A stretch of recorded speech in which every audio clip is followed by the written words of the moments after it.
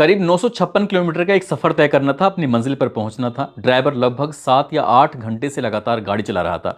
वो अपने हेल्पर से कहता है कि अगर तुम्हें कोई दिक्कत, कोई परेशानी ना हो तो क्या तुम इस गाड़ी को चला सकते हो, क्योंकि मुझे नींद आ रही है, नींद के झटके आ रहे हैं, कहीं कोई हादसा ना हो जाए।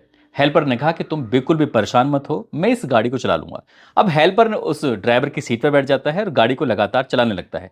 हेल्पर को जिस मोड़ पर उतरना था, जिस जगह पर उतरना था, वहां ना उतर के वो रास्ता भटक जाता है और दूसरी जगह पहुंच जाता है। तभी हेल्पर ने अपने ड्राइवर से कहा कि भाई साहब, शायद मैं रास्ता भटक गया हूं, अब हम कहाँ हैं ये समझ में नहीं आ रहा है। वैसे भी रात के 12:30 के आसपास का वक्त हो रहा था। ड्राइवर ने कहा बिल्कुल परेशान होने की जरूरत नहीं है, सामने एक पुलिस की गाड़ी दिखाई दे रही है, हमें पुलिस वालों से मदद मांगनी चाहिए, उनसे पूछना चाहिए कि हम कहाँ हैं और हम अपनी मंजिल पर उस रास्ते पर कैसे पहुंचेंगे। जैसे ही वो दोनों पुलिस वालों के पास जाते हैं, पुलिस वालों ने जो पुलिस का एक अंदाज होता है उनसे बातचीत करते हैं और बातचीत करने के बाद नाम पता वगैरह सब पूछते हैं। उनकी गाड़ी की चेकिंग की जाती है। अब गाड़ी की चेकिंग करने के बाद पुलिस वाले तो वहां से चले जाते हैं, लेकिन इसी बीच में अनजाने कई लोग आ जाते हैं। उन्होंने उन दोनों को बहुत बुरी तरह से पीटा, 2-2.5 घंटे तक पीटते रहे और पीटने के बाद उनको नहर में फेंक देते हैं। जब वो मरणासन हालत में नहर में फेंक जाते हैं, उसके बाद उनमें से एक तो जिंदा निकल आता है, लेकिन दूसरा उसमें मर चुका था। ये कहानी जब पुलिस वालों के सामने पहुंचती है और इसके बाद फिर अखबार, टीवी वगैरह पर ये लोगों की खबर चलती है, तो लोगों को यकीन नहीं हो रहा था कि कोई आखिरकार ऐसा कैसे कर सकता है। आदाब, नमस्कार, सत श्री अकाल। मैं उस्मान सैफी। आज की जो सच्ची घटना मैं आपको सुनाने जा रहा हूं, ये सच्ची घटना है। दरअसल शुरू होती है राजस्थान प्रदेश की जिला गंगानगर से और कहानी का अगला पड़ाव होता है हरियाणा के जिला पलवल से। हरियाणा के जिला पलवल में 23 फरवरी 2025 की सुबह एक व्यक्ति जिसका नाम बालकिशन होता है, बालकिशन की हालत बहुत ज़्यादा खराब हो रही थी। शरीर के अलग अलग हिस्सों में उसकी चोट थी और चोटिल हालत में उसकी टांग टूटी हुई थी, हाथ भी टूटा हुआ था और शरीर के अलग अलग हिस्सों में जब गंभीर रूप से चोट लगी हुई थी, वो पुलिस वालों के पास जाकर एक कहानी सुनाता है। जैसे ही पुलिस वाले इस कहानी को सुन रहे थे तो पुलिस वालों को यकीन नहीं हो रहा था कि ये कैसे सच हो सकता है। दरअसल वो कहता है कि वो राजस्थान प्रदेश के जिला श्री गंगानगर का रहने वाला है, उसका नाम बालकिशन है। उसी का एक कंडक्टर, उसका हेल्पर था जिसका नाम संदीप उर्फ प्रवीण कुमार होता है। वो 22 फरवरी 2025 को उनको एक काम मिलता है। उनको कहा जाता है कि आपको श्री गंगानगर से यहाँ से 2 दुधारू पशु यानी कि गोवंशों को लेकर उत्तर प्रदेश की राजधानी लखनऊ जाना है। लगभग 956 किलोमीटर का ये सफ़र है और तुम आराम से इसे तय करते हुए निकल जाना। जो भी फीस, जो भी पैसे हैं, जो भी किराया है, वो तुम्हें आराम से मिल जाएगा। वो किराए पर चलाते थे पिकअप गाड़ी और पिकअप गाड़ी को लेकर जो पशु होते हैं उनको, गोवंशों को लेकर यहाँ से अब चल देते हैं। सुबह से ही बालकिशन इस रास्ते को लेकर चल रहा था। लगभग 7-8 घंटे तक लगातार सफर कर रहा था और सफर करने के बाद उससे अचानक ही नींद के झटके आने लगते हैं। उसने संदीप से कहा कि संदीप, अगर तुम्हें कोई दिक्कत परेशानी ना हो तो क्या तुम गाड़ी चला सकते हो। उसने कहा भाई साहब, कोई परेशानी नहीं है, आराम से तुम आराम कर लो और मैं गाड़ी चला लेता हूँ।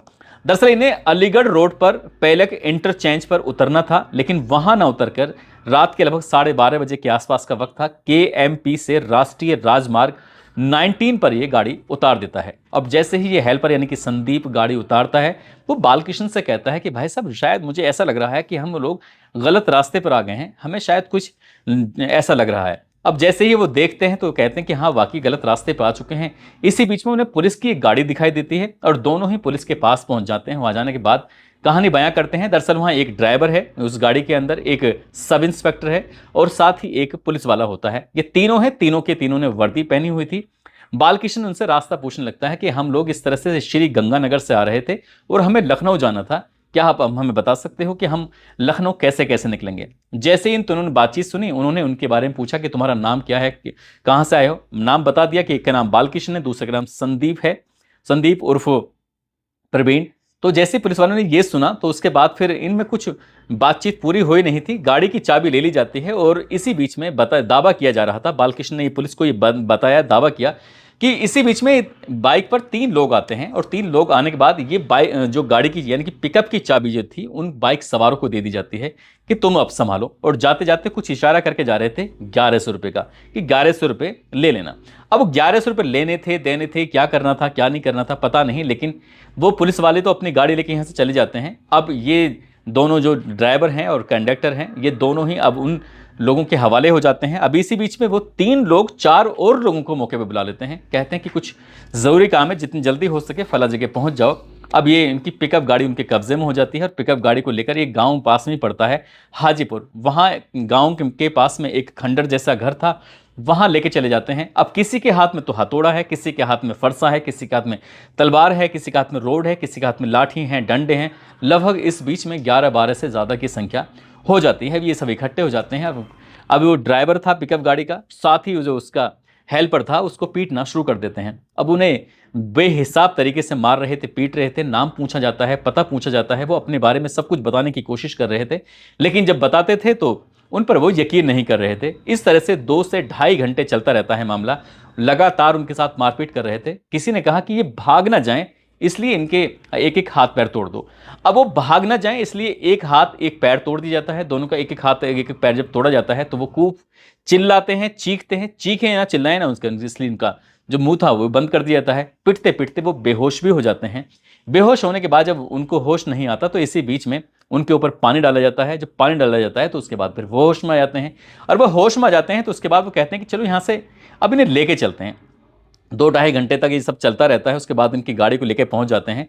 सिलानी गांव के पास एक गुरुग्राम कैनाल है, वहां लेके जाते हैं और इनको एक एक इनके सर में फरसा मारा जाता है पूरी जोर से, पूरी ताकत के साथ, और दोनों को कैनाल में धक्का दे दिया जाता है, फेंक दिया जाता है। कैनाल में अच्छा खासा पानी था और पानी होने की वजह से ही उनमें से जो दोनों थे वे गिर जाते हैं। अब यहाँ से जो पिकअप वाहन था वो भी अलग चला जाता है। बताते हैं कि उनके मोबाइल, उनकी जेब में जो पैसे थे, पर्स था, जो भी सामान था, उनका सब कुछ लूट लिया जाता है।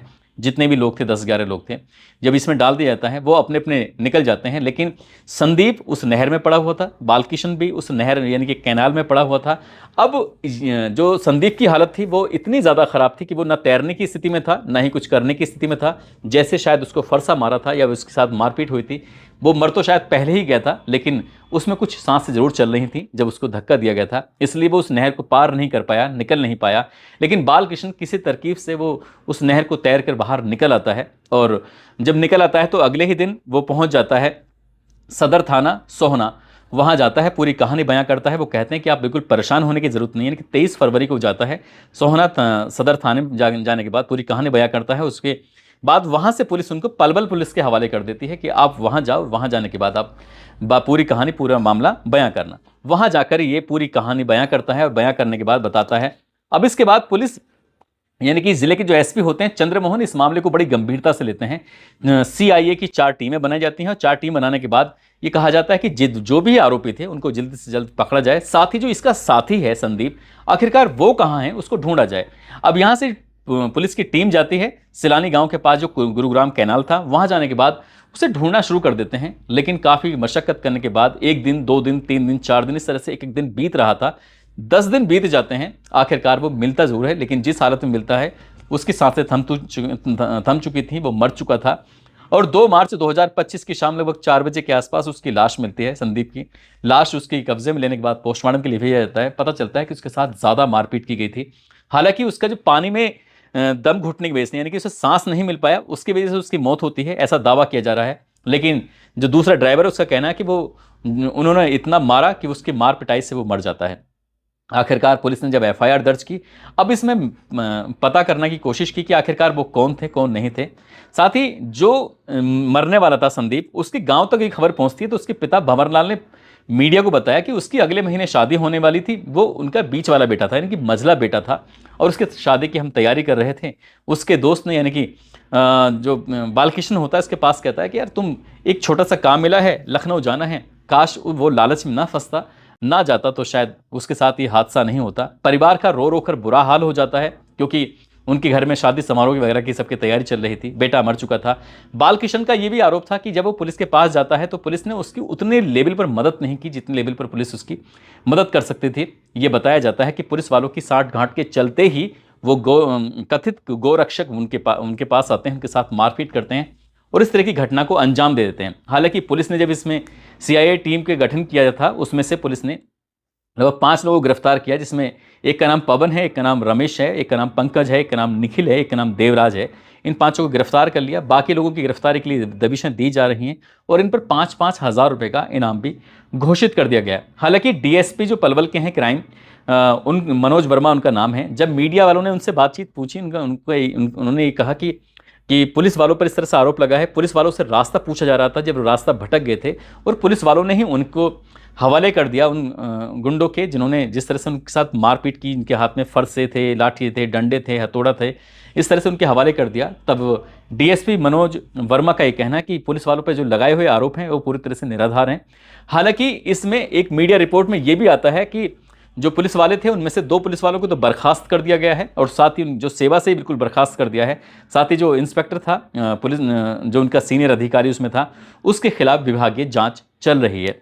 अगर उसके खिलाफ भी जांच सही पाई गई या उसका भी कुछ रोल पाया गया तो हो सकता है कि वो भी बर्खास्त हो जाए। इसमें न केवल एक व्यक्ति की जान हमेशा हमेशा के लिए चली जाती है, बल्कि दूसरा जो व्यक्ति होता है वो उस दर्द के साथ हमेशा पूरी जिंदगी जीता रहेगा। 2 पुलिस वाले जो बर्खास्त हो गए हैं, कितनी मशक्कत के बाद आखिरकार उन्हें नौकरी मिली होगी, और उनकी एक छोटी सी लापरवाही की वजह से वो उनको बर्खास्त कर दिया गया। और एक जिम्मेदार ऑफिसर की जो जिम्मेदारी बनती थी वो अपनी ड्यूटी ईमानदारी से कर सकता था, तो उसने अपनी ईमानदारी से ड्यूटी नहीं की। उसके खिलाफ विभागीय जांच चल रही है, और जो 5 लड़के फिलहाल पकड़े गए हैं और बाकी 6 की गिरफ्तारी के लिए दबिशें दी जा रही हैं।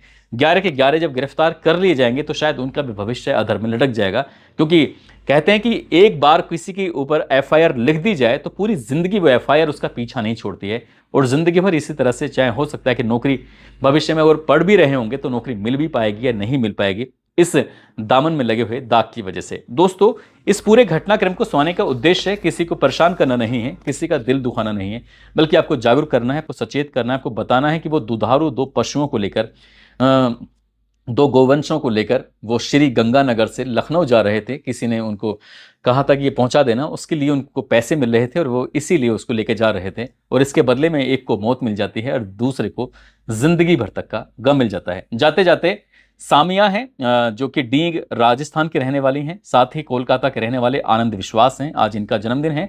इनको जन्मदिन की ढेरों सारी शुभकामनाएं, बहुत बहुत मुबारकबाद। कुछ लोगों ने नाम लेने की अपील की है, जिसमें समय सिंह, बलजीत यादव, सरिता, नगमा खातून, जसवंत सिंह, मोहन मिश्रा, फैसल सैफी, कपिल टांडा, गुलाम रसूल, रीना सिंह, तरुण पाठक, कमलेश कुमार, असगर आलम, मोबिन रिजवी, आफ्ताफ अहमद, विशाल राघव, करमबीर सिंह, राकेश निषाद, ऋषिराज सिंह प्रजापति, नीरज गौतम, छोटू। आप सब लोग अपना ख्याल रखें, सुरक्षित रहें। जय हिंद, जय भारत।